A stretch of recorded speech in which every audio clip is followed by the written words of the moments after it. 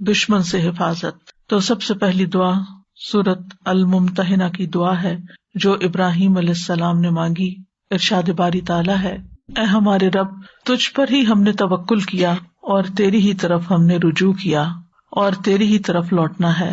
اے ہمارے رب، تو ہمیں ان لوگوں کے لیے فتنہ یعنی آزمائش نہ بنا جنہوں نے کفر کیا، اور اے ہمارے رب ہمیں بخش دے، بے شک تو ہی بہت زبردست خوب حکمت والا ہے.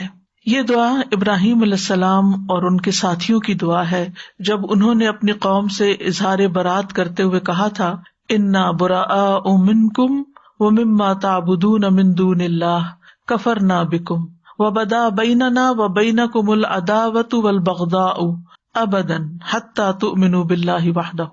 بے شک ہم تم سے اور ان تمام چیزوں سے بری ہیں جنہیں تم اللہ کے سوا پوجتے ہو، یعنی ہم بتوں کی عبادت نہیں کریں گے.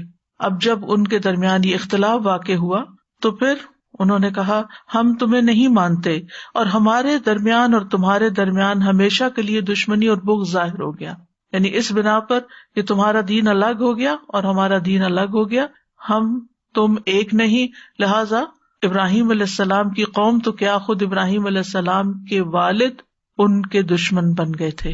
اب ایسے موقع پر کیا کرنا چاہیے جب اپنے بھی پرائے ہو جائیں، جب اپنے رشتے دار بھی چھوڑ دیں، اپنے والدین چھوڑ دیں، اپنے بہن بھائی چھوڑ دیں، اپنا کنبہ قبیلہ خاندان چھوڑ دیں، اپنے ملک کے لوگ آپ سے دشمنی رکھ بیٹھے، تو پھر انسان ایسے میں کہاں پناہ لے؟ ربنا علیک توکلنا، اپنے رب کی طرف رجوع کرے. تو جب بھی انسان کو شدید مخالفت کا سامنا ہو، خاص طور پر دین کی وجہ سے، تو اس کو چاہیے کہ وہ اپنے رب کی طرف رجوع کرے. تو یہاں پر ہم دیکھتے ہیں کہ اللہ تعالیٰ اس بات کا ذکر فرما رہے ہیں کہ ابراہیم علیہ السلام اور ان کے ساتھیوں نے ان لوگوں سے جو شرک میں پڑے ہوئے تھے قول اور فعل سے اپنی برات کا اظہار کیا کہ ہم تمہارے اس کام کو بالکل غلط سمجھتے ہیں، اور اس وقت تک ہم تمہارا ساتھ نہیں دیں گے جب تک تم اللہ وحدہ لا شریک لہ پر ایمان نہ لاؤ، اکیلے اسی پر، اور صرف اس کی عبادت نہ کرو. تو اس کے بعد انہوں نے اللہ تعالیٰ کی بارگاہ میں اللہ تعالیٰ کے اچھے ناموں اور اچھے اعمال کے ساتھ وسیلہ پکڑا اور اللہ سبحانہ تعالیٰ سے دعا کی. تو اس میں آپ دیکھیے کہ ایک تو اللہ سبحانہ تعالیٰ پر وہ توکل کر رہے ہیں اور اس کی طرف رجوع کر رہے ہیں، اللہ توکلنا، ٹھیک ہے، اور اسی کی طرف ہمارا رجوع ہے. وَإِلَيْكَ أَنَبْنَا، اور تیری ہی طرف ہم لوٹ کر آتے ہیں. اور دوسری طرف آخرت کے دن پر جو ان کا ایمان ہے، یعنی کہ اس دن ہماری بخشش فرما دینا. تو اس صورت میں انسان جب اپنے ایمان کا وسیلہ دیتا ہے اور اپنے نیک اعمال کا وسیلہ دیتا ہے تو بھی دعا قبول ہوتی ہے. جہاں تک ربنا علیک توکلنا کا تعلق ہے تو اس میں دراصل اپنے معاملات کو اللہ کے سپرد کرنا ہے، اللہ سبحانہ و تعالیٰ کے سامنے اپنی بے بسی کا اظہار کرنا ہے کہ اللہ میرے ہاتھ میں تو کچھ نہیں، میں تو اپنے آپ کو پروٹیکٹ نہیں کر سکتا، تو ہی مددگار ہے. لہٰذا ہمارے تمام کاموں میں تو ہمارا والی وارث بن جا، چھوٹے کام ہوں یا بڑے کام ہوں، میں نے اپنے تمام معاملات تیرے سپرد کیے. اور اس میں آپ دیکھیے کہ آغاز ہو رہا ہے ربنا سے، اے ہمارے رب، یعنی سب سے پہلے اللہ کو اپنا رب ماننا کہ وہی ہمارا پیدا کرنے والا ہے، وہی مالک ہے، وہی خالق ہے، وہی بگڑی بنانے والا ہے. لہذا ربنا، اور پھر وَإِلَيْكَ أَنَبْنَا، تیری طرف ہم لوٹتے ہیں، کسی اور کی طرف نہیں جا رہے، ہم مدد کے لیے تجھے پکار رہے ہیں، ہمیں تیری مدد چاہیے. وَإِلَيْكَ الْمَصِيرُ، اور واپس تیری ہی طرف لوٹنا، یعنی قیامت کے دن، آخرت کے دن ہم تیرے ہی پاس آئیں گے. تو یہاں پر وَإِلَيْكَ کو پہلے لایا گیا، یعنی صرف اور صرف تیری طرف ہمارا توکل، ہمارا رجوع، ہمارا لوٹنا صرف تیری طرف ہے. ہمیں تجھ پر ہی کامل بھروسہ ہے اور پورا یقین ہے کہ تو ہی ہماری مدد کرے گا. ربنا لا تجعلنا فتنة للذین کفروا، اے ہمارے رب ہمیں ان لوگوں کے لیے جنہوں نے کفر کیا فتنہ نہ بنانا. فتنہ کا لفظ جو ہے یہ فتنہ سے ہے. فتنہ کا معنی ہوتا ہے سونے کو آگ میں ڈالنا تاکہ اس کا کھرا پن، کھوٹے پن سے ظاہر ہو جائے، یعنی اس کی میل کچیل الگ ہو جائے اور خالص سونا باہر نکل آئے. پھر اس لفظ کا اطلاق جو ہے وہ آزمائش اور امتحان پر ہوتا ہے. قرآن مجید میں فتنہ کئی معنوں میں استعمال ہوا ہے. فتنہ عذاب یا سزا کے معنوں میں بھی آیا ہے، اور مجاہد کہتے ہیں کہ اگر یہاں اس سے مراد عذاب ہو تو مطلب یہ ہے کہ اے اللہ ان کافروں کے ہاتھوں سے ہمیں عذاب نہ دینا اور نہ اپنی طرف سے عذاب دینا. ورنہ لوگ کیا کہیں گے کہ اگر یہ لوگ حق پر ہوتے تو باطل پرست ان پر غالب نہ آتے، اور اگر یہ لوگ سچے ہوتے تو اللہ کی طرف سے ان پہ عذاب نہ آتا۔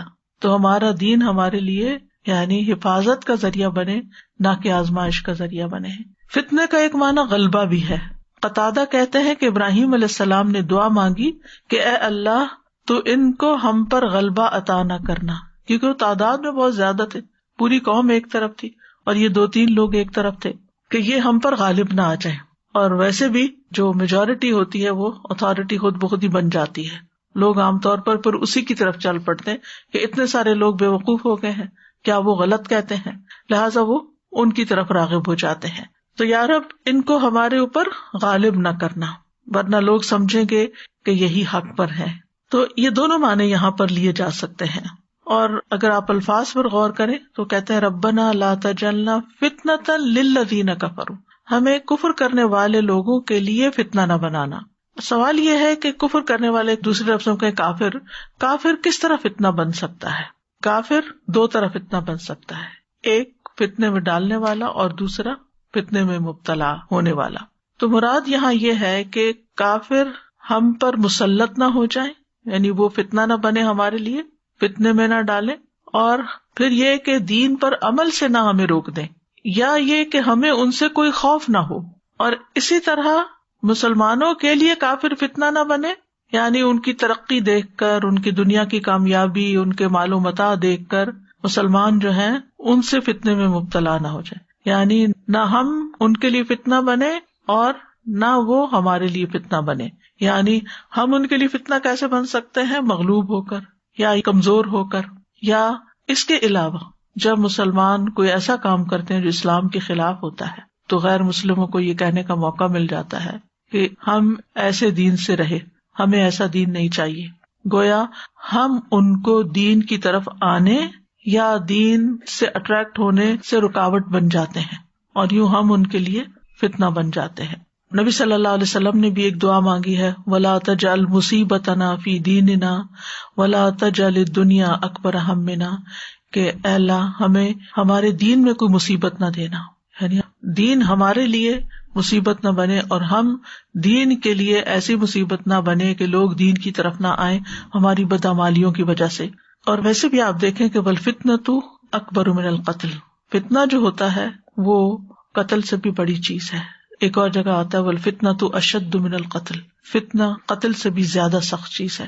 وَاغْفِرْ لَنَا رَبَّنَا، اے ہمارے رب ہمیں بخش دے، یعنی ہم نے جو غلط کام کیے ہیں ان پر ہماری بخشش فرما، یعنی ہم اپنی طرف سے دین پر چل رہے ہیں لیکن پھر بھی غلطیاں ہو رہی ہیں تو ہمیں معاف کر دے، اور ہماری غلطیوں کی وجہ سے تو ہم کو سزا نہ دینا، نہ دنیا میں نہ آخرت میں، اور ہمارے گناہوں پر پردہ ڈال دے، یعنی کہ غفارہ کا مطلب ہوتا ہے ڈھانک دینا، یعنی ہمارے عیب چھپا دے، وہ عیب کہ جو دوسروں کے لیے فتنہ بن سکتے ہیں اور دوسرے ہماری وجہ سے دین کی طرف آنے سے رک سکتے ہیں۔ اور اس میں آپ دیکھیے کہ اس دعا میں بار بار ربنا کی تکرار ہو رہی ہے، کہ اس سے انسان کے دل کو ایک سکون ملتا ہے، یعنی جب انسان اللہ تعالیٰ کو پکارتا ہے اور اللہ کے ناموں کے ساتھ پکارتا ہے تو یہ پکارنا بھی اس کے لیے سکون کا باعث بنتا ہے۔ اور اسی طرح انسان بار بار اپنی عاجزی کا بھی اظہار کرتا ہے، یا اللہ ہم کچھ نہیں، تو ہی ہمارا رب ہے، تو ہی ہمارے لیے راستہ نکالے گا۔ انک انت العزیز الحکیم، بے شک تو غالب ہے، حکمت والا ہے۔ یعنی ہم تجھ سے کیوں مانگتے ہیں؟ کیونکہ تو ایسی ہستی ہے جسے کوئی شکست نہیں دے سکتا، تو ہی سب پر اوور پاور کرتا ہے اور کوئی تجھے ہرا نہیں سکتا، کوئی تجھ سے جیت نہیں سکتا۔ اور الحکیم، تیرے سارے فیصلے حکمت پر مبنی ہیں، تو جو کچھ کرتا ہے وہ بالکل درست کرتا ہے، اس لیے ہم تیری ہی طرف رجوع کرتے ہیں۔ تو یہاں اللہ تعالیٰ کے غلبے کو حکمت کے ساتھ ملا کر بیان کیا گیا ہے کہ بعض اوقات کسی کے پاس طاقت ہوتی ہے، غلبہ ہوتا ہے اور وہ اس کو مس یوز کرتا ہے، لیکن اللہ سبحانہ وتعالیٰ ایسا نہیں کرتا، وہ اپنے قوت کو، قدرت کو، طاقت کو، قضاء و قدر، ہر چیز کو حکمت کے ساتھ بندوں پر نافذ کرتا ہے۔ تو اس دعا کے اندر بہت سی سیکھنے کی باتیں ہیں۔ پہلی بات یہ کہ مشکل وقت میں اللہ سبحانہ وتعالیٰ ہی کی طرف رجوع کرنا چاہیے۔ جب دنیا والے حالات تنگ کر دیں، زندگی تنگ کر دیں اور آپ کو اپنے آس پاس کوئی مددگار نظر نہ آتا ہو، آپ تنہا ہو اپنی سوچ میں، اپنے خیال میں، اپنے کام میں، یا غموں کا آپ کے اوپر طوفان آ جائے، یا کسی بھی طرح آپ اپنے آپ کو تنہا یا مصیبت زدہ سمجھے تو رب کی طرف رجوع کرے، خصوصاً جب دشمن آپ پر غالب آنے لگے، جو آپ کے مخالف ہیں، جو آپ کے حاسد ہیں، جو آپ کے لیے برا چاہتے ہیں، جب وہ آپ کے اوپر چھانے لگے تو پھر آپ یہی دعا پڑھیں۔ پھر دوسرا یہ کہ جب دعا کریں تو اپنے نیک اعمال کو وسیلہ بنائیں، کیونکہ یہ دعاؤں کی قبولیت کا باعث بنتا ہے۔ اور دعا کی مناسبت سے اللہ تعالیٰ کے اسماء حسنی کا ذکر کریں، یعنی اگر کوئی راستہ نہیں کھل رہا تو آپ یا فتاح، اے کھولنے والے۔ اسی طرح اگر رزق کی تنگی ہے تو یا رزاق۔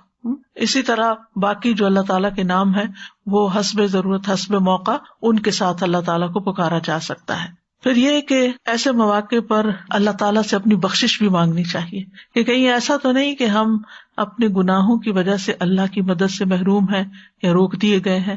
یعنی اللہ کی مدد پر اللہ کی رحمت تو عام ہے، لیکن کس تک نہیں آتی جب اللہ اور بندے کے بیچ میں حجاب ہوتا ہے یا رکاوٹ ہوتی ہے، اور وہ حجاب گناہوں کی وجہ سے ہوتا ہے۔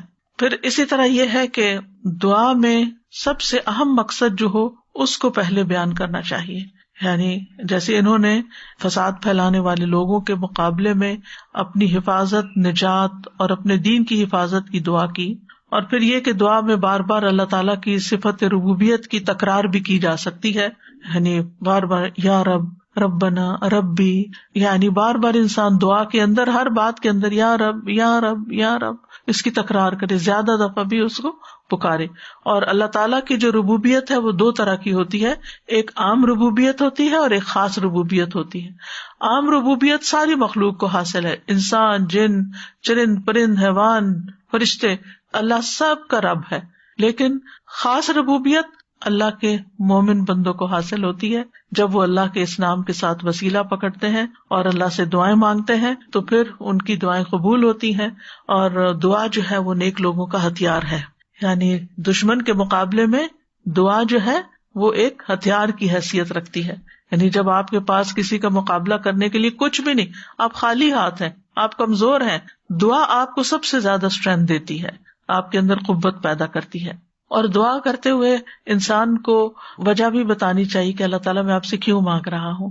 جیسے میں کہا نا کہ انک انت العزیز الحکیم، ہم تیری طرف اس لیے آئے ہیں کہ تو غالب ہے، تو حکمت والا، تو سب کچھ کر سکتا ہے۔ حکیم کا ایک معنی حاکم بھی کیا گیا، یعنی حکم تیرا ہی چلتا ہے، اس لیے ہم تیری طرف رجوع کرتے ہیں، تجھ پر بھروسہ کرتے ہیں، کیونکہ ہمارا یہ یقین ہے کہ تو کر سکتا ہے۔ اسی طرح آپ دیکھیے کہ پیغمبروں کی دعاؤں سے ہمیں یہ پتہ چلتا ہے کہ جب وہ دعا مانگتے تھے تو وہ جزیات کے ساتھ بھی دعا مانگتے تھے، یعنی وہ کس طرح کہ جو ان پر اللہ کی نعمتیں ہوتی تھی ان کا ذکر کر کے۔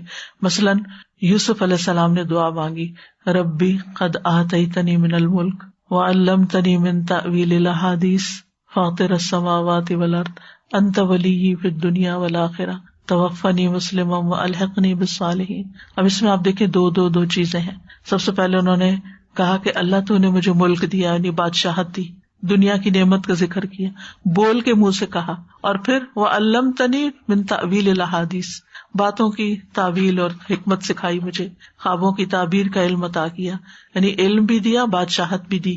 یہ دو بڑی نعمتیں تھیں، ان کا ذکر کیا، اور پھر اللہ تعالیٰ کی صفات کے ساتھ اس کو پکارا، فاطر السماوات والارض انت ولی، فاطر اور ولی، انت ولی فی الدنیا والآخرہ، آخر میں اپنی حاجت پیش کر دی، توفنی مسلمن والحقنی بالصالحین، دو نعمتوں کا ذکر کیا، دو چیزیں مانگی، توفنی مسلمن، مجھے اسلام کی حالت میں فوت کرنا، اور میری تمنا یہ ہے، والحقنی بالصالحین، اور نیک لوگوں کا ساتھ دینا، کیونکہ یہ بڑی زبردست دعاؤں میں سے، اس سے بڑی انسان کی کوئی خوش قسمتی نہیں کہ اس کی زندگی بھی نیک لوگوں کے بیچ میں ہو اور اس کی موت بھی نیک لوگوں کے بیچ میں ہو۔ اسی لیے ہم دعا مانگتے ہیں وَتَوَفَّنَا مَعَ الْأَبْرَارِ، کہ اللہ ہمیں نیک لوگوں کے ساتھ فوت کرنا۔ انسان جب آخری وقت میں نیک لوگوں کے ہاتھوں میں ہوتا ہے، اس کو کلمہ پڑھوائیں گے، وہ اللہ کا ذکر کریں گے، وہ فضول فالتو باتیں نہیں کریں گے، اور اس طرح اس شخص کا خاتمہ خیر کے ساتھ ہوگا۔ تو بہرحال کہنے کا مطلب یہ ہے کہ کبھی کبھی جب دعا مانگنی ہو نا تو کہا کر اللہ تو نے پانی پلایا، تو نے مجھے یہ چیز عطا کی، تو نے مجھے یہ علم دیا، مجھے سیکھنے کا موقع دیا، مجھے سکھانے کا موقع دیا، یا رب تو مجھے یہ نعمت بھی عطا کر دے۔ اور سب سے بڑی نعمت کے حسن خاتمہ، زندگی جیسے بھی گزرے آخری وقت اچھا ہونا ہی خوش قسمتی کی علامت ہے، کہ خاتمہ بالخیر ہو، تو یعنی یہ ہماری دعاؤں میں سے خاص دعا ہونی چاہیے. تو دعا میں علت کو بیان کرنا، نعمتوں کا ذکر کرنا اور ان نعمتوں پر شکر ادا کرنا اور پھر اس کے بعد اللہ سے مانگنا، یہ اللہ تعالیٰ کو پسند ہے. اور پھر جو اللہ پہ توکل کرتا ہے اللہ اسے کافی ہو جاتا ہے. قرآن مجید میں آتا ہے وَمَن يَتَوَكَّلْ عَلَى اللَّهِ فَهُوَ حَسْبُهُ، جو اللہ پہ بھروسہ کرتا ہے اللہ اس کے لیے کافی ہو جاتا ہے. اور دعا مانگنے والے کو اللہ تعالیٰ کے نام بھی آنے چاہیے، اللہ تعالیٰ کی صفات کا پتہ ہونا چاہیے. اس لیے اگر ہم چاہتے ہیں ہماری دعائیں قبول ہو تو ہم اللہ تعالیٰ کے اسماء و صفات کا علم حاصل کریں، کیونکہ وہ اشرف العلوم میں سے ہے، یعنی اس علم میں سے جو سب سے بہترین اور سب سے اعلیٰ علم ہے. کیونکہ جس نے اللہ کو پہچان لیا پھر اس کی عبادت کے اندر اس کا دل لگے گا اور محبت سے عبادت کرے گا، شوق سے دعا مانگے گا، پھر وہ اللہ تعالیٰ کے بارے میں بدگمانی نہیں کرے گا، اس کی دنیا اور آخرت دونوں اچھی ہو جائے گی. تو انہوں نے کہا اللہ ہی پر ہم نے توکل کیا، اے ہمارے رب تو ہمیں ان ظالم لوگوں کے لیے فتنہ نہ بنا اور تو ہمیں اپنی رحمت کے ساتھ کافر قوم سے نجات دے. یہ دعائیں موسیٰ علیہ السلام اور ان کی قوم کے نوجوانوں کی ہیں جو موسیٰ علیہ السلام پر ایمان لائے تھے. اللہ تعالیٰ نے موسیٰ علیہ السلام کو واضح نشانیاں دے کر فرعون اور اس کی قوم کی طرف بھیجا تھا جو بنی اسرائیل پر بہت ظلم و ستم کر رہے تھے. لیکن موسیٰ علیہ السلام کے واضح معجزات، چمکتا ہاتھ، عصا کا اژدہا بن جانا اور دیگر معجزات دیکھ کر بھی اور پھر خاص طور پر جادوگروں کی شکست کھانے کے باوجود وہ ایمان نہیں لائے، یعنی فرعون اور اس کے سردار جو تھے سوائے اس کی قوم کے چند نوجوان لوگوں کے. اور دوسری طرف فرعون کا ظلم اور بڑھ گیا، بجائے اس کے کہ وہ معجزے دیکھ کر ایمان لے آتا اور زیادہ ظالم بن گیا. تو بنی اسرائیل نے موسیٰ علیہ السلام سے شکوہ کیا کہ آپ کے آنے سے پہلے بھی ہمیں اذیتیں دی گئیں، ہم سمجھتے تھے کہ آپ آئے ہیں اب ہماری نجات ہوگی، اب پھر ہمارے اوپر فتنہ آ گیا ہے، مصیبت آ گئی ہے. تو موسیٰ علیہ السلام نے ان کو صبر اور توکل کی تلقین کی کہ اگر تم واقعی مسلمان ہو اور تمہارا یہ دعویٰ ہے کہ تم اللہ پہ ایمان رکھتے ہو تو پھر اسی پہ بھروسہ کرو، وہ ضرور تمہیں نجات عطا کرے گا.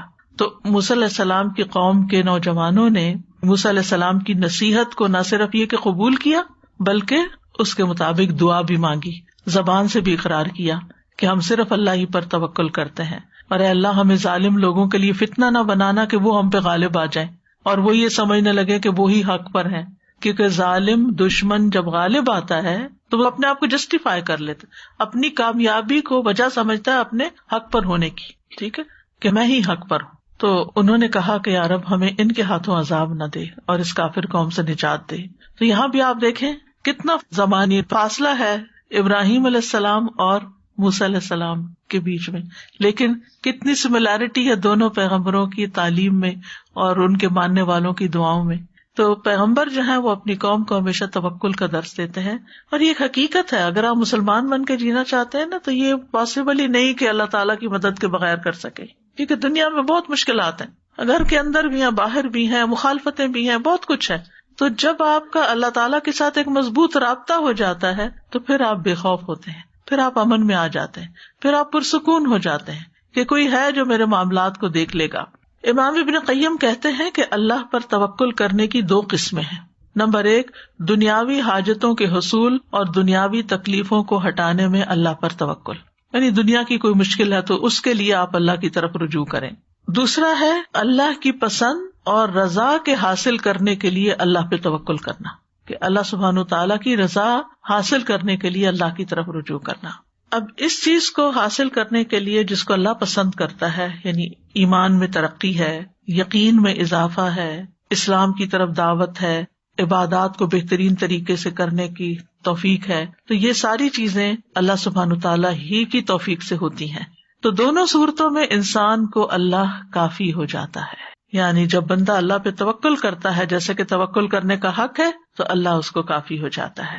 اور ضروری نہیں کہ انجام اس صورت میں ہو جس کو آپ پسند کرتے ہیں، بلکہ انجام اس صورت میں ہوتا ہے جس کو اللہ پسند کرتا ہے، جس کے ساتھ وہ راضی ہوتا ہے. تو موسیٰ علیہ السلام نے اپنی قوم سے کہا تھا کہ تم توکل کرو، تو انہوں نے فوراً بات مانی، فوراً بات قبول کی کہ ہم نے توکل کر لیا. اور یہاں بھی آپ دیکھیں کہ دعا میں جتنی بھی باتیں ہیں ان سب میں سب سے پہلے توکل ہی کی بات کی، توکل کو مقدم رکھا.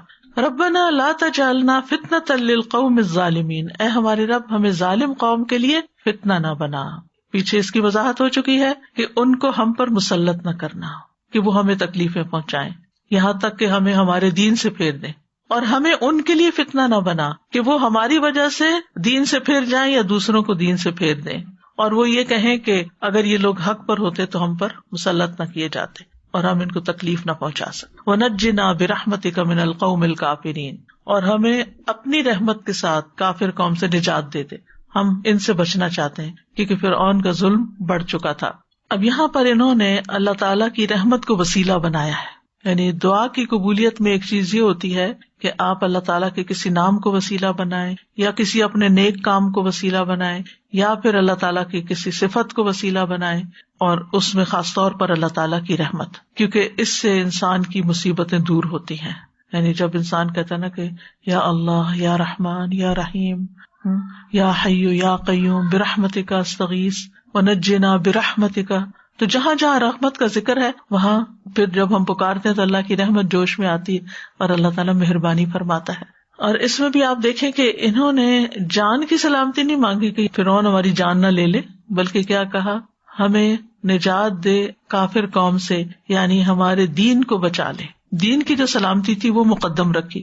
اگر جان بچ جاتی اور دین سلامت نہیں، جیسے کہ آپ دیکھیں کتنی ہی جگہوں پر آج کے دور میں بھی، اگر آپ کو معلوم ہو کہ چائنا میں مسلمانوں کے ساتھ کیا ہوا، فلپین میں کیا ہوا، برما میں کیا ہوا، اس کے علاوہ روسی جو ریاستیں تھی پہلے، یعنی مسلمان ریاستوں پر جب حملہ ہوا اور ان کو مارا گیا، اور پھر کہا جاتا ہے کہ تقریباً 20 لاکھ یا کتنے لوگ جو تھے وہ ایک جگہ پر مار دیے گئے، اور جو بچے ان کو کوئی اجازت نہیں تھی کہ وہ اپنے گھر میں قرآن بھی رکھیں یا نماز پڑھیں یا داڑھی رکھیں یا حجاب پہنیں۔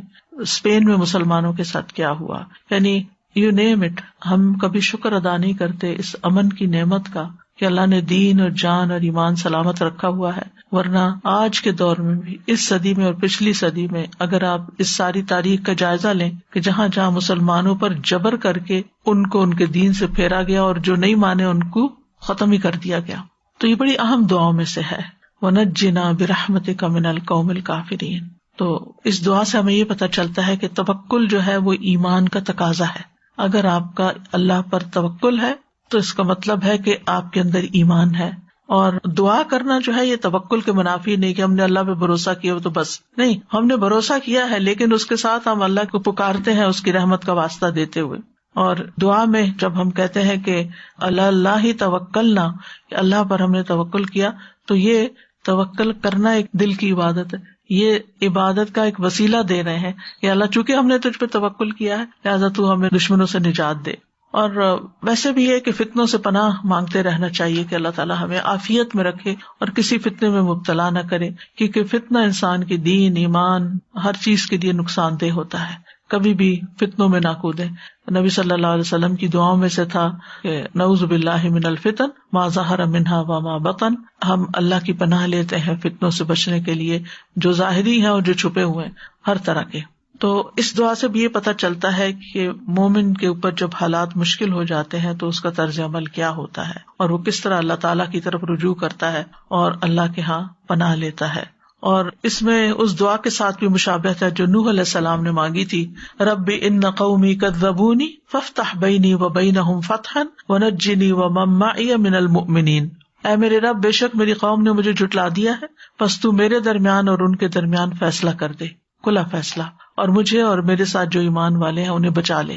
تو یہ نوح علیہ السلام کی دعا بھی اس دعا سے ملتی جلتی ہے جس میں وَنَجِّنَا مِنَ الْقَوْمِ الظَّالِمِينَ، تو انہوں نے کہا تھا وَنَجِّنِي وَمَن مَّعِيَ مِنَ الْمُؤْمِنِينَ۔ اب سوال یہ پیدا ہوتا ہے کہ ہمارے دشمن کون ہیں؟ تو سب سے بڑا دشمن تو شیطان ہے، ٹھیک ہے نا، شیطان کے وسوسے اور شیطان کی چالیں جو انسان کو کسی نہ کسی طرح اپنے گھیرے میں لیتی رہتی ہیں۔ تو اللہ تعالیٰ قرآن مجید میں فرماتے ہیں ان الشیطان لکم عدو فاتخذوہ عدوا، بے شک شیطان تمہارا دشمن ہے، تم اسے دشمن سمجھو۔ تو اس دشمن کو پہچاننا بھی ضروری ہے اور اس سے بچنا بھی ضروری ہے۔ پھر اسی طرح وہ لوگ جو اپنے کفر میں سخت اور پکے ہوتے ہیں وہ ایمان لانے والوں کے دشمن بن جاتے ہیں۔ اللہ تعالیٰ فرماتے ان الکافرین کانوا لکم عدوا مبینا، بے شک کافر تمہارے کھلے دشمن ہیں۔ یعنی جیسے نبی صلی اللہ علیہ وسلم کا جنہوں نے انکار کیا اور پھر اس کے بعد چاہے وہ مشرکین مکہ میں سے تھے یا یہود میں سے تھے، اور ان کی دشمنی آپ دیکھتے ہیں کہ کس طرح مختلف طریقوں سے سامنے آئی. قرآن مجید کا مطالعہ کریں، کتنی غزوات ہوئی، کس کس طریقے سے انہوں نے دھوکے دیے. پھر اسی طرح آپ دیکھیں کہ منافقین جو ہیں وہ مومنوں کے دشمن ہوتے ہیں. قرآن مجید میں آتا ہے سورۃ المنافقون میں ہم العدو فاحذرہم، وہ دشمن ہے، ان سے محتاط رہیے، یعنی بچ کے رہیے. یعنی دشمن ایک وہ ہوتا ہے جو سامنے آ کے حملہ آور ہوتا ہے، ایک وہ ہوتا ہے کہ جو چھپ کے حملہ کرتا ہے، جس سے انسان امن میں نہیں رہ سکتا، اس سے محتاط رہنا ضروری ہوتا ہے. اور پھر یہ ہے کہ کچھ ایسے ہوتے ہیں جو بظاہر آپ کے دوست بنے ہوئے ہوتے ہیں لیکن اندر سے وہ آپ کو کاٹ رہے ہوتے ہیں. تو جتنے بھی دشمن ہوں انسان کے، ان میں سے 3 جو ہے وہ شدید ترین ہے، جیسے شیاطین جن، منافقین اور کفار. لیکن اس کے علاوہ انسان کے گھر میں بھی بعض اس کے دشمن ہو سکتے ہیں، جس کے بارے میں سورۃ تغابن میں آتا ہے ان من ازواجکم و اولادکم عدوا لکم فاحذروہم. اے لوگو جو ایمان لائے ہو، بے شک تمہارے ازواج اور تمہاری اولاد میں سے بعض تمہارے دشمن ہیں، یعنی تمہارے اپنے ہی گھر میں تمہارے دشمن ہیں. اب وہ کس طرح کہ گھر والے، ان سے تو ہم بڑی محبت کرتے ہیں، لیکن بعض اوقات ان کی محبت ہمیں دین سے پھیر دیتی ہے، دین سے دور کر دیتی. ان کی محبت میں بعض اوقات ہم غلط کام کرنے لگتے ہیں، بعض اوقات دوسروں پر ظلم و ستم کرنے لگتے ہیں. ایک چھوٹی سی مثال ہے، بہت چھوٹی، کہ جیسے ساس بہو کے جھگڑے میں چاہے بہو کا قصور ہو یا نہ ہو، اسی کو قصوروار بنا دیا جاتا ہے، اور بیٹا چاہے ظالم ہو، چونکہ بیٹا ہے، اپنا ہے، لہٰذا غیر منصفانہ طور پر لوگ اس کا ساتھ دیتے ہیں. اب ویسے تو آپ بڑی اپنی محبت کا اظہار کر رہے ہیں، لیکن آپ ایک غلط کام میں غلط چیز کا ساتھ دے رہے ہیں، اپنی عاقبت برباد کر رہے ہیں. پھر اسی طرح آپ دیکھیے کہ بعض اوقات انسان ان کے آرام، آسائش اور ان کی دنیاوی خواہشات کو پورا کرنے کے لیے حرام حلال میں تمیز نہیں کرتا، اور اس طرح وہ ہمارے نجات کا سبب بننے کے بجائے الٹا مصیبت کا سبب بنتے ہیں. ناجائز کاموں کا انسان ارتکاب کر لیتا ہے. اور اسی طرح ازواج بھی بعض اوقات، یعنی کچھ شوہر رشوت نہیں لینا چاہتے یا غلط کام نہیں کرنا چاہتے، لیکن بیویوں کے مطالبات ایسے ہوتے ہیں کہ جس میں انہیں مجبور ہو کر پھر حرام کی طرف قدم اٹھانا پڑتا ہے. اور بھی بہت سی چیزیں ہو سکتی ہیں. بہرحال جو دشمن سخت ترین دشمن ہیں اور جن سے ہر حال میں بچنا چاہیے، جس میں شیاطین جن و انس ہیں، اور ایسے لوگ جو آپ کے دین کے دشمن ہیں، اور ایسے جو اوپر سے تو آپ کے ساتھ ہیں مگر اندر سے آپ کے جاسوس ہیں یا منافق ہیں یا اندر سے وہ مخلص نہیں ہے. تو ان سب کے مقابلے کے لیے سب سے پہلا کام کرنے کا جو ہے وہ توکل ہے، کہ انسان اس چیز کے پیچھے نہ پڑا رہے، تجسس نہ کرتا رہے کون میرا دشمن ہے، کون نہیں ہے، کون میرے ساتھ ہے، کون میرے اس میں نہ پڑے، بلکہ کیا کرے، اپنا معاملہ اللہ کے سپرد کر دے. فوضت امری الی اللہ. اللہ تعالیٰ اپنے نبی کو فرماتے ہیں یا ایھا النبی حسبک اللہ ومن اتبعک من المؤمنین. اے نبی، آپ کے لیے بھی اور ایمان لانے والوں کے لیے جنہوں نے آپ کی پیروی اختیار کی، اللہ کافی ہے. آپ ان کا مقابلہ نہیں کر سکتے، لیکن یہ اللہ کا مقابلہ نہیں کر سکتے. جب اللہ ان کو پکڑے گا تو پھر یہ آپ کو نقصان نہیں دے سکتے. اور جو اللہ پہ بھروسہ کرتا ہے اللہ اس کو کافی ہو جاتا ہے، اس کو پھر اللہ کے سوا کسی اور کی مدد کی ضرورت نہیں رہتی. اور یاد رکھیے، توکل کرنے والے کو اللہ کے اذن کے بغیر کوئی مخلوق نقصان نہیں دے سکتی. قل لن یصیبنا الا ما كتب الله لنا هو مولانا وعلى الله فليتوكل المؤمنون. ان سے کہیے ہمیں اگر کوئی مصیبت آئے گی تو بس وہی جو ہمارے مقدر میں لکھی ہے، وہی ہمارا سرپرست ہے، اور مومنوں کو اللہ ہی پر توکل کرنا چاہیے. پھر آپ دیکھیں واللہ خیر حافظا. دوسری چیز انسان کو یہ سمجھ چاہیے، حفاظت اللہ ہی کی حفاظت ہے، اور اللہ تعالیٰ بہترین حفاظت کرنے والا ہے، جیسا کہ یعقوب علیہ السلام نے اپنے بیٹوں کے بارے میں فرمایا تھا. یوسف علیہ السلام کی حفاظت کس نے کی؟ موسیٰ علیہ السلام کی حفاظت کس نے کی؟ جب ان کی ماں نے انہیں کاسکٹ میں ڈال کے دریا کے سپرد کر دیا تھا، کس نے حفاظت کی؟ اللہ نے حفاظت کی. یوسف علیہ السلام کو گہرے کنویں میں پھینک دیا گیا، اللہ نے کس طرح بچایا. اتنی اوپر سے کوئی چھلانگ بھی لگائے نا خود سے بھی تو حشر ہو جائے بندے کا. کہاں یہ کہ انہیں پکڑ کے پھینک دیا گیا کہ انہیں پتہ نہیں کہ وہ کہاں گر رہے ہیں. کس نے بچایا؟ کوئی ہڈی پسلی نہیں ٹوٹی، کوئی خراش تک نہیں آئی، اللہ نے بچایا. پھر ایک لمبی جدائی کے بعد ان کی واپسی ہوئی، 40 سال کے بعد واپس لوٹے تھے، یعنی ان کے والد. تو کس نے ان کو بچایا؟ اللہ نے بچایا. 40 سال ماں باپ کے بغیر، اپنی فیملی کے بغیر، مسلمانوں کے بغیر، یعنی وہ جس ملک میں تھا وہاں کوئی مسلم نہیں تھے، کوئی مسجد نہیں تھی، کوئی لیکچرز نہیں تھے، کوئی ماحول نہیں تھا، کچھ بھی نہیں تھا.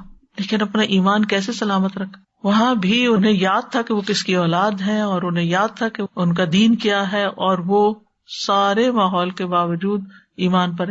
زلیخا کے شر سے انہیں کس نے بچایا؟ لولا ان رأى برہان ربی، اللہ نے بچایا. ابراہیم علیہ السلام کی حفاظت کس نے کی؟ جب کہا گیا حرقوا، اس کو آگ میں جلا دو، وانصروا آلہتکم ان کنتم فاعلین، اور اپنے معبودوں کی مدد کرو اگر تم کچھ کرنے والے ہو. قلنا یا نار کونی بردن وسلاما علی ابراہیم، ہم نے کہا ہے آگ تو ابراہیم پر سراسر ٹھنڈک اور سلامتی بن جا. یہ کرنے والا کون تھا؟ اللہ ہی تھا. پھر آپ دیکھیے کہ سلیمان علیہ السلام کو اللہ تعالیٰ نے عظیم بادشاہت دی تھی، جنات کو ان کے تابع کر دیا تھا، وہ جو حکم دیتے تھے بجا لاتے تھے، عجیب و غریب کام وہ کر دیتے تھے. تو ان کی جو سرکشی تھی اور ان کی جو طاقت تھی، آپ کو معلوم ہے سلیمان علیہ السلام کی مجلس میں کتنا طاقتور جن بیٹھا ہوا تھا، جس نے کہا کہ صرف آنکھ جھپکنے کی دیر میں ملکہ بلقیس کا تخت اٹھا کے لا سکتا ہوں. اتنے بڑے جن کو، یا وہ جو بھی مخلوق تھی، یعنی اتنی سائنس اینڈ ٹیکنالوجی ترقی کر چکی، آج تک کوئی ایسی چیز ایجاد نہیں ہوئی کہ جو اتنی دیر میں اتنا بڑا تخت اتنی دور سے اٹھا کے آپ تک پہنچا دے. ٹھیک ہے، آپ کے الفاظ ایک جگہ سے دوسری جگہ چلے جاتے ہیں، لیکن چیزیں نہیں جا رہی اس طرح. شاید آئندہ کبھی ایسے ہو. لیکن اتنے طاقتور جن سے سلیمان علیہ السلام کو کوئی خطرہ نہیں تھا. ہمیں تو کوئی سچی جھوٹی بھی کہہ دینا کہ اس عمارت میں جن ہے تو ہمارا خوف سے برا حال ہو جائے. لیکن سلیمان علیہ السلام ان سے کام لیتے تھے اور طاقتور جنوں سے کام لیتے تھے. پھر آپ دیکھیے کہ عیسیٰ علیہ السلام کی حفاظت کس نے کی، ان کو کس نے بچا کے اٹھا لیا، جبکہ رومی سپاہی جو تھے وہ گھیرا ڈال چکے تھے، بچ نکلنے کی کوئی صورت نہیں تھی. خود رسول اللہ صلی اللہ علیہ وسلم کو غار میں کس نے محفوظ کیا تھا؟ الا تنصروه فقد نصرہ اللہ اذ اخرجہ الذین کفروا ثانی اثنین اذ ہما فی الغار اذ یقول لصاحبہ لا تحزن ان اللہ معنا. اللہ نے حفاظت کی تھی. تو اللہ اپنے بندوں کی ہر شر والی چیز سے حفاظت کرتا ہے، اور حفاظت اور پروٹیکشن اللہ سے مانگنی چاہیے.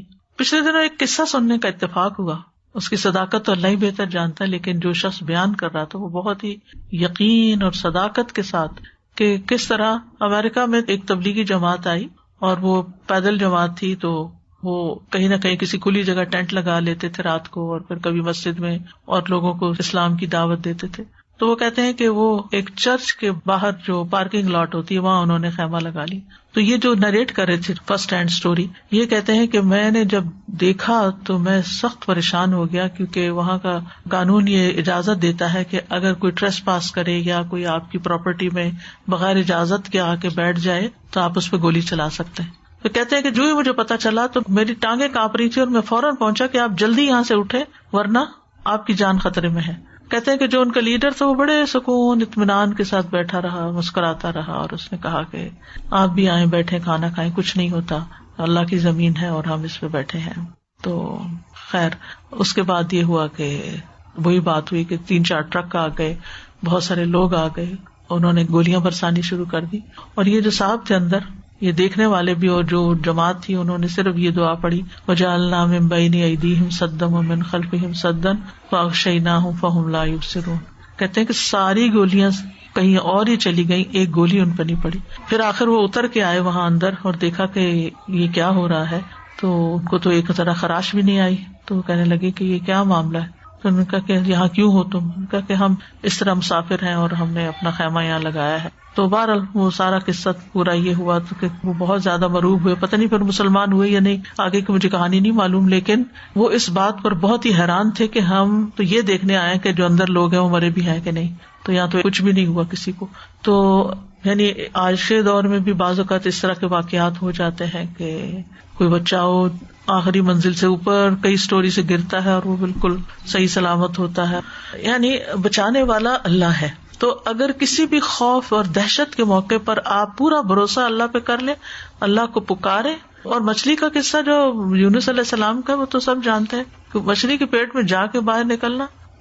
اور ریسنٹلی بھی ایک واقعہ پیش آیا ہے، اس کے تو بلکہ میں نے کلپ بھی دیکھا تھا کہ کس طرح اندر سے اس کو نکالا گیا انسان کو. تو آپ دیکھیے کہ اس وقت بھی ہمارے آس پاس بہت سے خطرات ہو سکتے ہیں. ہم کہیں چل رہے ہیں، ہم کہیں سفر کر رہے ہیں، ہمیں تو پتہ بھی نہیں ہوتا کہ کس طرح اللہ سبحانہ وتعالیٰ ہماری جان بچا دیتا ہے، کس طرح حفاظت کرتا ہے. جب ہم سو جاتے ہیں ہمیں کچھ پتا ہوتا ہے ہمارے پاس کون سا کیڑا مکوڑا چل رہا ہے؟ لیکن کس طرح ایک نظام کے تحت اس نے ہمارے کانوں کو پروٹیکٹ کیا ہوا ہے کہ اندر جو ویکس ہے وہ اتنی کڑوی ہے کہ کوئی کیڑا مکوڑا اندر جانے کی ہمت نہیں کرتا. اس کو دور سے ایسی اسمیل آتی ہے کہ وہ اندر نہیں گھستے سوائے وہ کن کھجور کے. لیکن عمومی طور پر آپ دیکھتے اسی طرح باقی بھی جنات ہیں، حیوانات ہیں. ہم لوگ تو یہاں بہت ایک پروٹیکٹڈ قسم کے ماحول میں رہتے ہیں، لیکن بہت سے لوگ زمین پہ سوتے ہیں، ان کے پاس چھت نہیں ہوتی، جھگیوں میں سو رہے ہوتے ہیں.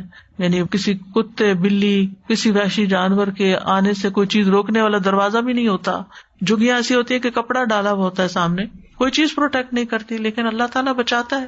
تو اللہ سبحانہ وتعالیٰ ہی کی حفاظت ہوتی ہے. لہٰذا جتنے بھی مختلف طرح کے ہمارے دل میں خوف ہے نا، وہ نکال دینے چاہیے. یہی کہنا چاہیے اللہ میرا تجھ پر بھروسہ، اور اللہ خیر حافظہ، اللہ ہی بہترین حفاظت کرنے والا ہے. لا تحزن ان اللہ معنا، اللہ ہمارے ساتھ ہے. یعنی بعض اوقات ہوتا ہے نا کسی کو گھبراہٹ ہوتی ہے، انگزائٹی شروع ہو جاتی ہے، پریشانی شروع ہو جاتی ہے کہ معلوم نہیں اب کیا ہو جائے گا، اب تو میں زندہ نہیں بچ سکتا. لیکن اگر زندگی ہے تو وہ بچا لے گا، اور اگر زندگی نہیں تو کوئی بچا نہیں سکتا. بعض لوگوں کو سانپ کاٹ جاتا ہے اور وہ نہیں مرتے کیونکہ اللہ بچاتا ہے، ابھی زندگی ہے. بعض لوگ آپ دیکھیں کہ کتنی دور تک بیماری میں چلے جاتے ہیں کہ ڈاکٹر جواب دے دیتے ہیں اور زندگی ہوتی ہے تو پھر سانس پڑ جاتے ہیں، پھر لوٹ آتے ہیں. قرآن مجید میں آتا ہے لہو معقبات من بین یدیہ ومن خلفہ یحفظونہ من امر اللہ. ہر شخص کے آگے اور پیچھے اللہ کے مقرر کردہ نگران ہوتے ہیں جو اللہ کے حکم سے اس کی حفاظت کرتے ہیں. مجاہد کہتے ہیں کہ ہر انسان پر ایک فرشتہ مقرر ہے جو نیند کی حالت میں اور جاگتے ہوئے اس کی جنات، انسانوں اور کیڑے مکوڑوں سے حفاظت کرتا ہے، سوائے اس چیز کے جس کی اللہ نے اجازت دی تو وہ پہنچ کے رہتی ہے. یعنی اگر کوئی نقصان دینے والی چیز نے آنا ہے وہ آ جائے گی، لیکن ادروائز حفاظت کے لیے اللہ نے بتا دیا کہ فرشتے مقرر ہیں. کعب احبار کہتے ہیں اگر اللہ عز و جل نے تم پر فرشتے مقرر نہ کیے ہوتے جو تمہارے کھانے، تمہارے پینے، تمہارے پردے کی چیزوں میں تمہارا دفاع نہ کرتے تو یقیناً جن تم کو اچک کے لے جاتے. تو اللہ تعالیٰ فرشتوں کے ذریعے حفاظت کرتا ہے. اور خاص طور پر آپ دیکھیں کہ نبی صلی اللہ علیہ وسلم کی کس طرح حفاظت کی، کہ ابو جہل نے کیا کہا تھا کہ اگر میں نے محمد کو دیکھا صلی اللہ علیہ وسلم کہ وہ کعبہ کے پاس نماز پڑھ رہے ہیں تو میں ان کی گردن رون دوں گا. تو اسے کہا گیا کہ وہ محمد ہے، وہ کہنے لگا مجھے تو نظر نہیں آ رہے. تو رسول اللہ صلی اللہ علیہ وسلم نے فرمایا اگر وہ ایسا کرتا تو فرشتے سب کے سامنے اسے پکڑ لیتے، اور جب اسے بتایا کہ کس ڈائریکشن میں اور اس نے آنے کا ارادہ کیا تو اس کو آگ نظر آئی وہاں سامنے، تو وہ کوئی نقصان نہیں دے سکا. تو اللہ سبحانہ تعالیٰ کی جو حفاظت ہے اس میں ابن رجب کہتے ہیں کہ اللہ تعالیٰ دو طرح بندوں کی حفاظت کرتا ہے. ایک ان کی دنیا کی مصلحتوں کی حفاظت، جیسے ان کے جسم، جان، مال سب کی حفاظت، اور جیسے دشمنوں کے خلاف حفاظت، اور دوسرے ان کے دین ایمان کی حفاظت. یعنی ایک دنیاوی چیزوں کی حفاظت اور ایک دین ایمان کی حفاظت. تو دین ایمان کی حفاظت جو ہے اس میں جیسے دل کو شکوک و شبہات سے بچاتا ہے، کیونکہ دل میں اگر دین کی کسی بھی چیز کے بارے میں شک آ جائے تو نفاق کی طرف لے جاتا ہے. یعنی فی قلوبہم مرض، کس کے بارے میں کہا گیا؟ منافقین. تو شکوک و شبہات جو ہے یہ ایک بیماری ہوتے ہیں، اور ایسے لوگ پھر منافقت کی طرف چل جاتے ہیں. پھر اسی طرح شہوات، خواہشات اگر دل میں وہ پیدا ہو جائے تو وہ بھی دین کو پھر انسان کمپرومائز کرنے لگتا ہے.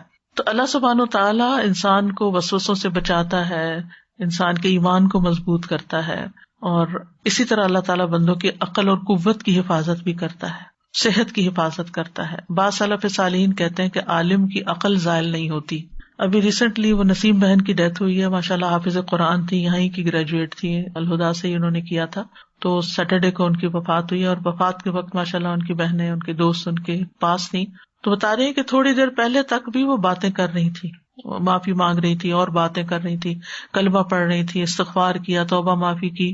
یعنی آخری لمحے تک ان کی عقل سلامت تھی، حالانکہ کافی ایجڈ بھی تھی اور بہت عرصے سے شدید بیمار بھی تھی. بندہ بیمار ہو تو اس کی ویسے ہی عقل کام نہیں کرتی، اتنی تکلیف میں ہو، ہر 2 گھنٹے بعد مارفین لگ رہی تھی، لیکن اس پین میں بھی اور درد میں بھی کلمہ بھی نصیب ہوا، بے ہوش نہیں تھی، صحیح سلامت عقل کام کر رہی تھی. یہ اللہ کی دی ہوئی حفاظت ہوتی ہے، اور یہ اللہ کے کلام کی برکت سے ہوتی ہے. جتنا زیادہ آپ قرآن پڑھتے ہیں، ذکر کرتے ہیں، تو اللہ سبحانہ وتعالیٰ اسی طرح آپ کی حفاظت فرماتے ہیں. رات پوری ان کو نیند نہیں آتی تھی، رات بھر قرآن پڑھتی رہی، 16 پارے ان کے ہو گئے.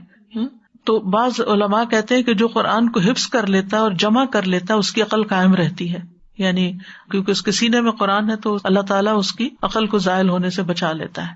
ابو طیب الطبری جو تھے 100 سال کی عمر سے آگے بڑھ گئے تھے، یعنی 100+ ہو گئے تھے، لیکن وہ اپنی عقل اور قوت سے فائدہ اٹھا سکتے تھے. ایک دن انہوں نے کشتی سے زمین پر قوت سے چھلانگ لگائی تو ان کو اس پر ملامت کی گئی کہ آپ کو ایسا نہیں کرنا چاہیے تھا.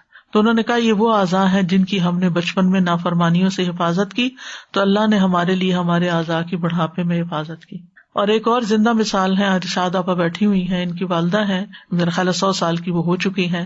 سبحان اللہ، سارا دن یعنی ان کے جو روٹین ہے وہ صبح ناشتے کے بعد سے ظہر تک مسلسل قرآن پڑھتی رہتی. کتنی خوش قسمتی کی بات ہے کہ انسان اتنی عمر تک پہنچے اور پھر وہ اپنا سارا دن جو ہے وہ قرآن کے ساتھ گزارے، اور اسی طرح باقی نمازیں بھی اپنی پڑھتی ہیں اور ذکر اذکار اور ساری ہوش حواس سلامت، اور کھانا پینا ہر چیز، یعنی کہ بھوک بھی لگتی ہے، کھا پی بھی لیتی ہیں اپنی، یعنی کہ قوت بھی بحال ہے، کسی کے اوپر ڈیپینڈنٹ نہیں ہے. تو جب وہ آتی ہیں تو میں ہمیشہ پوچھتی ہوں ان کا حال چال اور پوچھتی ہوں کہ اب کیا حال ہے. وہ ایک تجسس ہوتا ہے نا کہ اتنی عمر ہو گئی ہے کس حال میں ہے، تو بتاتی ہے ماشاء اللہ پہلے سے بھی بہتر ہے، پہلے سے بھی اچھی ہے، اور یہ ان کی روٹین ہے. تو یہ اللہ کی حفاظت سے ہوتا ہے. اور جب میری ان سے ملاقات ہوئی ہے ہمیشہ وہ اللہ کی تعریف کر رہی ہوتی، اللہ کا شکر بول بول کے شکر ادا کر رہی ہوتی. ہم بعضوں کا شکر ادا کر بھی لیتے ہیں، ہم زیر لب کہہ لیں الحمدللہ شکر اللہ کا، بس یعنی تھکے ہارے. لیکن وہ جس قوت کے ساتھ اللہ کا شکر ادا کرتی ہے تو حیرت ہوتی ہے دیکھ کے کہ اتنا جذبہ اور ایمان کہاں سے آیا. ورنہ عام طور پر دیکھا گیا کہ بوڑھے لوگ ڈپریشن میں چلے جاتے ہیں اور ان سے یعنی کہ نہ وقت پہ نماز، نہ ذکر، نہ اذکار، کچھ نہیں، کیونکہ کوئی وضو کرانے والا نہیں یا کوئی ساتھ ہاتھ پکڑنے والا نہیں. تو جو بندہ اللہ کے ساتھ سچا ہو جاتا ہے، اللہ کے لیے خالص ہو جاتا ہے، اللہ سبحانہ وتعالیٰ خود اس کی حفاظت فرماتا ہے. السلام علیکم. وہ نسیم آپا کی جو وفات ہوئی اسی کے بارے سے بات کر دی کہ ہم لوگ ان کے پاس ہی کھڑے ہوئے تھے تو ہم لوگ سے کہیں کہ تم لوگ ہٹ جاؤ یہاں سے نا، تم ذرا پیچھے پیچھے ہٹ جاؤ اور دروازہ کھول دو. تو مطلب ان کو فرشتے نظر آ رہے تھے یہ کیا تھا، اور ہم لوگ حیران ہو کے کہتے ہیں کہ کون سے دروازہ کھولنے کی بات کر رہی ہیں نا، تو لیکن تم لوگ ہٹو، آگے سے ہٹو اور دروازہ کھول دو، بس یہی بار بار کہہ رہی تھی. تو ہم لوگ وہاں سے ہٹ تو نہیں سکے، ان کے پاس ہی کھڑے تھے، ان کو پکڑ کے کھڑے ہوئے تھے. تو کہیں کہ مجھے وومیٹنگ ہو رہی ہے، ذرا مجھے وہاں پہ لے چلو. وہاں تک لے گئے، پھر آہستہ آہستہ بیٹھتی چلی گئی نیچے. پھر میں نے کہا اسٹول رکھ دو، اسٹول کے وہ اس کے اوپر بیٹھ جائیں گی. وہ اسٹول آنے سے پہلے ہی جو ہے وہ نیچے گر گئی اور پھر جو ہے ان کی آنکھیں پلٹ گئی، پھر وہ اللہ کے پاس چلی، پلس ختم ہو گئی. نظر تو آتے ہیں فرشتے، موت کے وقت فرشتے نظر آتے ہیں. میرے والد کے ساتھ بھی ایسے ہی ہوا تھا کہ میں اور میری بہن ساتھ ان کا بازو پکڑے کھڑے اور وہ ہمیں ہٹاتے تھے، جگہ دو جگہ دو، نہیں بیٹھنے کی جگہ دو. وہ آ رہے ہیں دروازہ کھولو، تو اب ہم کہتے ڈیڈی کوئی نہیں آ رہا ہے، کوئی نہیں ہے. کہ نہیں تمہیں نظر نہیں آ رہے. وہ باقاعدہ بہت آرام سے کہہ رہے تھے، وہ آگے آگے ہٹو ہٹو ہٹو، گھبراہٹ میں. اور پھر دم سے ایک جھٹکا ہونے لگا اور وہ چلے گئے. آخری ان کے الفاظ تھے بس. جو ایمان والے ہیں ان کے لیے ان کی موت راحت کا باعث ہوتی ہے اور خوش قسمت ہے. لا يحزنهم الفزع الاکبر وتتلقاهم الملائکہ. فرشتے آ کے ملاقات کرتے ہیں، ان کو سلام کرتے ہیں ان کو، اور آہستگی سے پھر ان کی جان نکال کے لے جاتے ہیں. والناشطات نشطا والسابحات سبحا. اللہم اجعلنا منهم. میں سوچ رہی تھی کہ ہم سب جب اس طرح کی خاص طور پہ کوئی بات سنتے ہیں، قرآن کریم سے لوگوں کا گہرا تعلق، حفظ قرآن، یہ سب، تو دل چاہتا ہے کہ خود بھی ہم، اللہ تعالیٰ ہمیں ایسے لوگوں میں شامل کر لے. تو I just want to introduce ان تمام بہنوں کو جو شاید نئی بھی آج آئی ہیں یا ادروائز بھی، کہ الحمدللہ ہمارے پاس حفظ القرآن کے مواقع موجود ہیں. حفظ القرآن کے کورسز ہیں، full time, part time, once a week, twice a week, 4 days a week, جو آپ کی اویلیبلٹی ہے آپ اس کے ساتھ اس سے فائدہ اٹھا سکتے ہیں، تاکہ جو اس وقت فیلنگ ہماری ہے ہم اس کو واقعی کیپچر کریں، عمل میں لے آئیں. اور نیت کم از کم، اگر کوئی ایسے حالات ہیں کہ ابھی آپ کر نہیں سکتے کچھ، تو نیت ضرور کر لیں کہ یا اللہ موت آنے سے پہلے ہم بھی ایسے لوگوں میں شامل ہو جائیں جو آپ کا کلام حفظ کرتے ہیں. بالکل. اور یہ جیسے استاذہ جی آپ جب ذکر کر رہے تھے کہ فاللہ خیر حافظہ، اور بہت ساری اس طرح کی آیات جو ایسے مواقع پہ اپنے آپ کو یاد دلانے کی، تو میں سوچ رہی تھی کہ جب ہمارا قرآن کریم کی آیات سے، الفاظ سے ایسا تعلق ہوتا ہے نا، ہمیں اس کا میننگ اور اس کا کانٹیکسٹ معلوم ہے، تب وہ ہمارے لیے اسٹرینتھ بن جاتی ہے. اگر آپ ویسے کسی کو کہیں جو غم میں، اس کو کہیں لا تحزن ان اللہ معنا پڑھتے رہو، وہ شاید پڑھ لیں 1000 دفعہ لیکن ان کو اس کی فیلنگ نہیں آئے گی. تو اس فیلنگ کے لیے بھی آئی وانٹ ٹو انٹروڈیوس کہ الحمدللہ ہمارے پاس تعلیم القرآن کے مواقع موجود ہیں. نیا کورس تعلیم القرآن شروع ہونے والا ہے، بہت سارے مواقع موجود ہیں قرآن کریم سے جڑنے کے. تو پلیز آپ سب اس کو ایکسپلور کیجئے اور اپنے آپ کو کسی نہ کسی درجے پہ جو آپ کی زندگی میں پاسبل ہے. اور اگر آپ خود نہیں کر سکتے تو کسی نہ کسی اور کو انٹروڈیوس کیجئے. آپ کی وجہ سے جو خیر کی طرف آئے گا اس کا بھی اجر و ثواب آپ کو ملتا رہے گا انشاءاللہ. میں کہوں گی سادہ آپ نے کہا نا نیت کر لینی چاہیے کام کی. مجھے یاد ہے جب میں جاب کرتی تھی تو میں نے ایک دفعہ ایک لسٹ بنائی تھی کہ میں یہ کرنا چاہتی ہوں, میں قرآن کو تجوید سے پڑھنا چاہتی ہوں, میں اس کے معنی سمجھنا چاہتی ہوں, اور وہ لسٹ رکھی رہ گئی. کچھ عرصے کے بعد مجھے وہ لسٹ ملی تو الحمدللہ سبحانہ تعالیٰ میں ان میں سے آدھے کام خود ہی کر رہی تھی. مطلب اللہ نے کہا ہے نا کہ میری انگلی تھامو تو میں تمہارا ہاتھ پکڑ لوں گا, تو وہ میں نے محسوس کیا, اور جب وہ آپ محسوس کرتے ہیں نا تو پھر آپ کی سمجھ کھلتی ہے اور پھر آپ کو ہدایت کی توفیق ملتی ہے. یعنی جب آپ خالص ہوتے ہیں اور نیت کرتے ہیں تو اللہ سبحانہ تعالیٰ پھر واقعی آپ ایک قدم چل کے جاتے ہیں اس کی طرف تو 10 قدم آپ کی طرف آتا ہے. اور پھر آپ دیکھیں کہ وہ حدیث بھی ہے نا, احفظ اللہ یحفظ کا, تم اللہ تعالیٰ کے احکامات کی حفاظت کرو, اللہ تمہاری حفاظت کرے گا. پھر اللہ نہ صرف بندے کی حفاظت کرتا ہے, اس کے مال اور اولاد کی بھی حفاظت کرتا ہے. جیسے سورۃ کہف میں آتا ہے نا, اما الجدار فکان لغلامین یتیمین فی المدینۃ وکان تحتہ کنز لہما وکان ابوہما صالحا. اور دیوار کی بات یہ ہے کہ وہ 2 یتیم لڑکوں کی تھی جو اس شہر میں رہتے تھے. اس دیوار کے نیچے ان کے لیے خزانہ دفن تھا اور ان کا باپ نیک آدمی تھا. تو خضر علیہ السلام نے وہ دیوار اس کے اوپر دوبارہ بنا دی جو گری ہوئی تھی, کہ خزانہ ایکسپوز ہو جاتا, کہ یہ بچے بڑے ہوں گے تو پھر اپنا خزانہ نکالیں گے. ابن عباس کہتے ہیں کہ ان یتیم بچوں کے والدین کے نیک ہونے کی وجہ سے ان کی حفاظت کی گئی تھی. محمد بن منقدر کہتے ہیں اللہ تعالیٰ بندے کی نیکی کی وجہ سے اس کے بچوں کی, بچوں کی اولاد کی, بچوں کی اولاد کی اور اس کے خاندان اور قبیلے کی حفاظت کرتا ہے. اتنی دور تک جاتی ہے نیکی, صرف اس بندے کی نہیں, بندے کی اپنی اولاد کی بھی, پھر آگے اس کی اولاد کی بھی, اور پھر اس کے آس پاس کے لوگوں کی بھی, ان کی بھی حفاظت ہوتی ہے. جب تک وہ انسان زندہ رہتا ہے وہ سب لوگ اللہ کی حفاظت میں ہوتے ہیں. نیکی کی اپنی ایک خوشبو ہوتی ہے, نیکی کا اپنا ایک فائدہ ہوتا ہے, ایک برکت ہوتی ہے, کوئی معمولی چیز نہیں ہے. اور اللہ تعالیٰ کی حفاظت جن اعمال سے ملتی ہے سب سے پہلے صبر اور تقویٰ.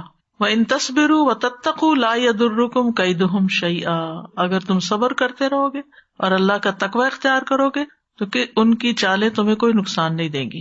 ان اللہ بما یعملون محیط. جو وہ کر رہے ہیں اللہ اس کو گھیرے ہوئے ہے, وہ تم تک نہیں پہنچیں گی چالیں. قتادہ کہتے ہیں جو اللہ سے ڈرتا ہے اللہ اس کو کافی ہو جاتا ہے. جس کا ساتھی اللہ ہو اس کے ساتھ ایسا لشکر ہوتا ہے جس کو شکست نہیں دی جا سکتی. اس کے ساتھ وہ پہرے دار ہے جو سوتا نہیں ہے. اس کے ساتھ وہ رہنمائی کرنے والا ہے کہ وہ بھٹکتا نہیں ہے. تو ہمیں دین کے احکامات کی حفاظت کرتے رہنا چاہیے تاکہ اللہ کی حفاظت ملے. بعض صالحین کہتے ہیں جب بھی آپ اپنے کسی عزیز, اپنے ساتھی یا اپنے بیٹے کو نصیحت کرنا چاہیں تو آپ ان سے کہیں آپ اللہ کی حفاظت کریں, اللہ آپ کی حفاظت کرے. یعنی آپ اپنی نمازوں کی حفاظت کریں, اپنے زکوٰۃ کے وقت کی, اپنی ذمہ داریوں کی, جو بھی اللہ کا حکم ہے ان چیزوں کی حفاظت کریں, اللہ آپ کی حفاظت کرے گا. پھر اللہ کی اطاعت سے حفاظت ملتی ہے.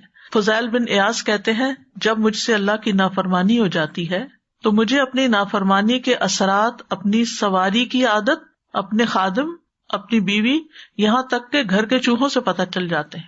یعنی وہ ستانے لگتے ہیں. جب میں اللہ کی نافرمانی کرتا ہوں تو یہ سارے لوگ مجھے ستاتے ہیں. اس زمانے میں سواری بھی اونٹ گھوڑے وغیرہ پر ہوتی تھی, یعنی وہ بھی تنگ کرنے لگتا ہے. سلف صالحین میں سے کوئی ایک کہتے ہیں کہ جب ہم نے اللہ کی اطاعت کی تو سب کچھ ہمارے تابع کر دیا گیا, یہاں تک کہ جنگلوں میں موجود جنگلی جانور بھی. اور جب ہم نے نافرمانیاں کی تو اللہ نے ان کو ہم پر مسلط کر دیا, یہاں تک کہ وہ چوہے بھی ہم پہ مسلط ہو گئے جو بلوں میں تھے, وہ ہمیں تنگ کرنے لگے. تو اس میں سب سے پہلے اپنی نمازوں کی حفاظت کرنی چاہیے. نو میٹر وٹ اپنی نماز کو کمپرومائز نہیں کرنا چاہیے, اس کو ڈیلے نہیں کرنا چاہیے, اس کو اپنے وقت میں ادا کرنا چاہیے. رسول اللہ صلی اللہ علیہ وسلم نے فرمایا جس نے صبح کی نماز پڑھی وہ اللہ کے ذمے یعنی اللہ کی حفاظت میں ہے. ابن قیم کہتے ہیں نماز کا پڑھنا رزق کو کھینچ لاتا ہے, صحت کی حفاظت کرتا ہے, تکالیف کو دور بھگاتا ہے, بیماریوں کو بھگاتا ہے, دل کو تقویت دیتا ہے. نماز چہرے کو روشن بناتی ہے, نفس میں خوشی بھر دیتی ہے, سستی دور کر دیتی ہے, اعضاء کو متحرک کرتی ہے, بندے کی قوتوں کو مدد دیتی ہے. وہ لوگ جو کسی آفت, بیماری, آزمائش یا مصیبت میں مبتلا کیے جاتے ہیں تو ان میں سے جو نمازی ہوتا ہے اس کو کم تکلیف پہنچتی ہے اور اس کا انجام سلامتی والا ہوتا ہے. یعنی بعض اوقات تکلیف ایسی ہوتی ہے جو سب پر آتی ہے, آندھی ہے, بارش ہے, طوفان ہے یا کوئی بیماری ہے, کچھ بھی, لیکن وہ اس سے کم متاثر ہوتا ہے. دنیا کے شر کو بھی نماز سب سے زیادہ دور کرتی ہے, یعنی اس کی تاثیر عجیب ہے. اسی لیے نبی صلی اللہ علیہ وسلم پر جب کوئی پریشانی آتی تو آپ سب سے پہلے کیا کرتے تھے؟ نماز کی طرف دوڑتے تھے, کیونکہ جتنا بندے کا اللہ سے تعلق ہوگا اتنا ہی انسان اپنے دشمن پہ قابو پا سکے گا. فاذکرونی اذکرکم, وَأَوْفُوا بِعَهْدِي أُوفِ بِعَهْدِكُمْ إِن تَنصُرُوا اللَّهَ يَنصُرْكُمْ. جیسے تمہارا معاملہ ہوگا اللہ سے، اللہ بھی تمہارے ساتھ ویسے ہی معاملہ کرے گا. پھر نبی صلی اللہ علیہ وسلم کی اتباع سے فائدہ ہوتا ہے. قُلْ إِن كُنتُمْ تُحِبُّونَ اللَّهَ فَاتَّبِعُونِي يُحْبِبْكُمُ اللَّهُ. کہہ دیجیے اگر تم اللہ سے محبت کرتے ہو میری اتباع کرو، اللہ تم سے محبت کرے گا. یعنی اس طرح نبی صلی اللہ علیہ وسلم کی اتباع سے اللہ کی محبت حاصل ہوتی، اور جس کو اللہ کی محبت حاصل ہو جائے پھر اس کے کیا کہنے. معاذ رضی اللہ عنہ کہتے ہیں کہ رسول اللہ صلی اللہ علیہ وسلم نے 5 چیزوں کے متعلق ہم سے وعدہ کیا، جو شخص یہ کام کرے گا وہ اللہ کی حفاظت میں ہوگا. نمبر 1، مریض کی تیمارداری کرنے والا. مریض کی تیمارداری کرنے والی، اگر کوئی بیمار ہے تو اس کا حال پوچھنا، چاہے جا کر، چاہے میسج پہ، چاہے فون پہ، اس کے لیے دعا کرنا. نمبر 2، جنازے میں شریک ہونے والا. یاد رکھیے خواتین کو جنازے کے ساتھ نہیں جانا چاہیے.